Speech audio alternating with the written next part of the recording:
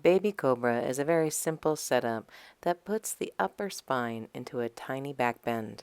We'll start with 2 blocks on the second height, just leaving some space in between them, and then we'll come to lay down on the belly. This pose helps us feel the broadness of the collarbones with external rotation in the shoulders. Not internal rotation, but external. Slide the hand back on the thigh, and you'll feel the broadness of the collarbone there as you place the blocks underneath of the shoulders. Palms can be face down or face up, and the head lowers to the ground. If you're far from the ground, you can lower your blocks onto the lowest setting.